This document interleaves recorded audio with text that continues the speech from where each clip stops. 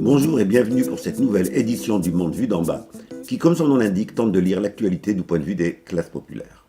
L'actualité de cette semaine, ayant encore été largement dominée par la guerre en Ukraine, nous lui consacrerons de nouveau notre chronique, comme nous l'avons fait pour les précédentes. Cette fois-ci, nous aborderons la question de la facture de la guerre pour les peuples de l'Union européenne. Combien et à qui coûtera la guerre d'Ukraine ? On croit mourir pour la patrie, on meurt pour des industriels, disait Anatole France à propos de la Première Guerre mondiale.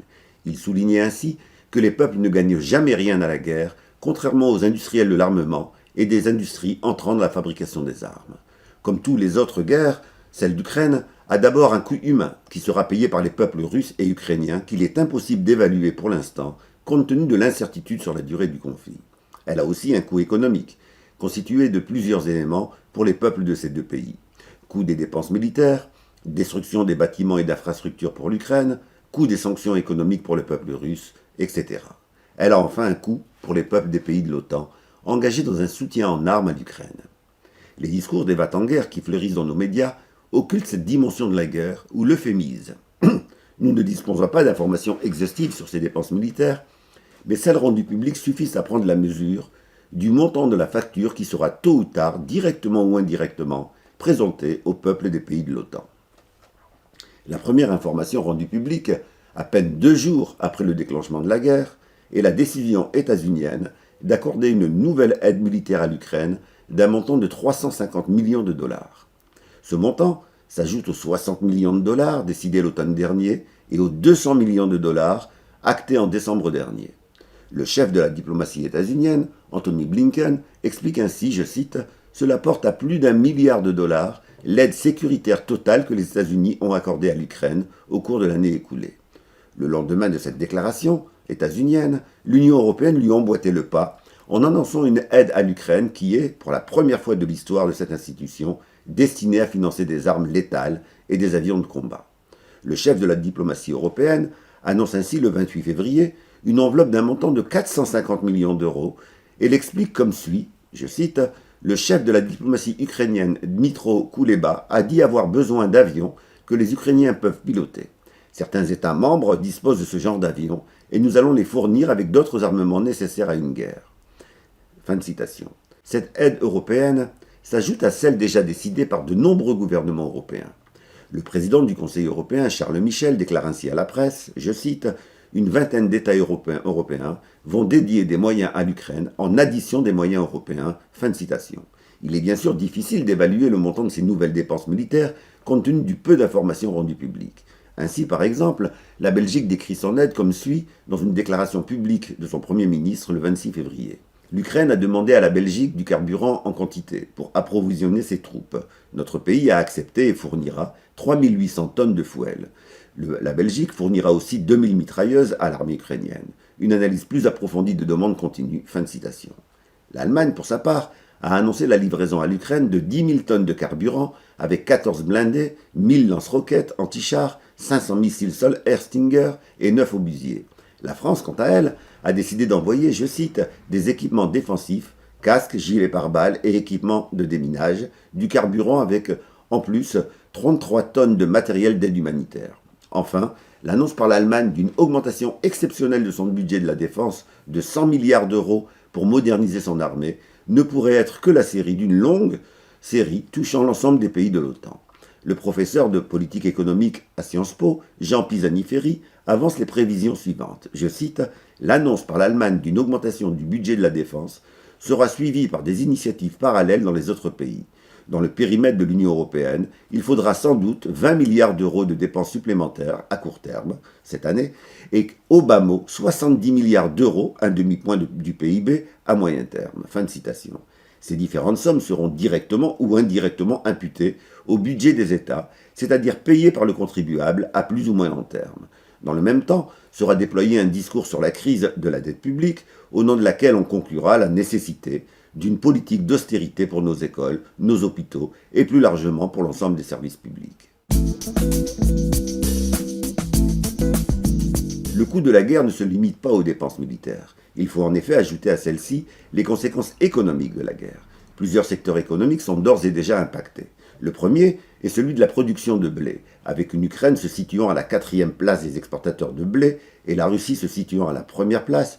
On ne voit pas comment l'économie mondiale pourrait échapper à ce que les économistes appellent un choc de l'offre négatif, c'est-à-dire une baisse soudaine de l'offre se traduisant par une hausse brusque des prix. Ces deux pays représentent en effet un tiers des exportations de blé tendre dans le monde. D'ores et déjà, le prix du blé sur le marché international atteint des sommets jamais égalés. Au 9 mars, la hausse du prix de cette céréale était déjà de 70%, explique Éric Thirouin, président de l'Association générale des producteurs de blé, en illustrant comme suit la situation. Je cite : « Aujourd'hui, sur la place de marché Euronext, la tonne de blé vendue à Rouen se négocie à 412 € et celle vendue à La Palisse à 440 €. C'est du délire. » Fin de citation. L'Ukraine et la Russie représentent également 20% des exportations mondiales de maïs et 30% de celles de l'orge, deux céréales utilisées de manière importante pour l'alimentation du bétail. La Fédération nationale des syndicats d'exploitants agricoles annonce ainsi des hausses conséquentes sur le poulet, le porc, les produits laitiers, la farine, etc. L'Ukraine et la Russie représentent enfin 78% des exportations d'huile de tournesol, rappelle Émilie Mayer, directrice commerciale de l'IRI, un institut analysant l'évolution des marchés des produits de grande consommation. Tentant une évaluation de l'impact sur le prix de ce produit, elle explique, je cite, qu'un taux d'inflation à 2 chiffres sur ce produit, en particulier, est à envisager. Un impact inflationniste tout aussi important est à prévoir pour le gaz et le pétrole. Chacun d'entre nous a déjà pu le constater en faisant le plein de sa voiture. La Russie représente en effet 40% des importations de gaz européen, ce qui représente 19% de la consommation totale. Certes, la dépendance énergétique n'est pas identique pour tous les pays européens. Le gaz russe représente, selon un document du Sénat français, je cite, 80% du gaz importé par la Pologne, 65% pour l'Autriche, 37% pour l'Allemagne et 24% pour la France, et seulement 6% pour la Belgique. L'indicateur néerlandais appelé Title Transfer Facility, qui est la référence du marché européen du gaz, est en hausse constante depuis le début de la guerre. Il atteignait 345 € le mégawatt-heure le 7 mars, alors qu'il était à 214 € seulement le 4 et à 76 le 22. La situation est de même nature, quoique avec un impact moindre pour le pétrole, avec 25% des importations de pétrole de l'Union européenne venant de Russie. Les conséquences seront bien entendu de même nature. Le ministre français de l'économie et des finances, Bruno Le Maire, déclare ainsi le 9 mars, je cite, « La crise énergétique actuelle, marquée par une flambée des prix, est comparable en intensité, en brutalité, au choc pétrolier de 1973. Bien entendu, tous ces coûts ne seront pas pris sur le profit des grandes entreprises, en application de la fausse maxime libérale, ne pas prendre aux entreprises pour ne pas affaiblir l'investissement. En réalité, une part grandissante de ces profits n'est pas affectée à l'investissement, mais redistribuée en dividendes pour les actionnaires. Il reste en conséquence deux voies pour absorber cette hausse des prix prévisibles, l'augmentation de la dette publique et la baisse du pouvoir d'achat. Dans les deux cas, le poids du coût de la dette reposera sur les peuples. La directrice de l'IRI, ci-dessus citée, évalue comme suit l'impact global moyen pour les produits de consommation courante. Je cite, « Avant même le début du conflit, nous prévoyons une inflation d'une moyenne de 3% sur l'ensemble des prix des produits de grande consommation, notamment à cause de la hausse des prix du transport, du gaz et de l'électricité, mais aussi des matières premières à cause des aléas climatiques. L'impact additionnel de cette guerre sur les prix va dépendre de sa gravité et de sa durée, mais on envisage une inflation de l'ordre de 5%. Certains produits devraient être plus touchés que d'autres. » Fin de citation. Faisant une analyse globale du coût de cette guerre pour l'Union européenne, l'économiste Jean Pisani-Ferry, ci-dessus cité, annonce, je cite, « La guerre en Europe coûtera 175 millions d'euros. » Ces diverses sommes astronomiques sont à mettre en comparaison avec l'ampleur des besoins sociaux non satisfaits. Le mouvement de la paix français présente comme suit quelques comparaisons. Un avion Rafale correspond au coût de 2 hôpitaux. Un missile M51 à celui du salaire annuel brut de 7500 infirmières ou de 150 scanners corps entiers. Un porte-avions à celui d'1 an de nourriture pour 20 millions de réfugiés.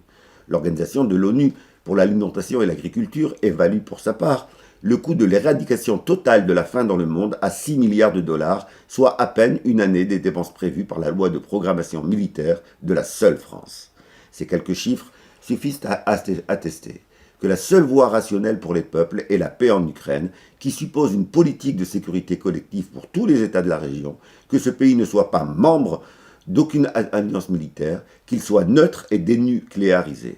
Autrement dit, le souhaitable pour les peuples est à l'exact opposé des multiples discours va-t-en-guerre qui fleurissent actuellement dans les champs politiques et médiatiques européens. Le savoir est une arme, et il commence par le savoir s'informer. Nous espérons que notre émission a apporté sa contribution à cette information citoyenne nécessaire et urgente. N'hésitez pas à nous transmettre des sujets d'actualité que vous souhaitez voir traités dans notre émission. Ils seront traités dès qu'un fait d'actualité en lien avec eux permettra d'y revenir. Nous vous donnons rendez-vous la semaine prochaine pour une nouvelle séance du Monde vu d'en bas.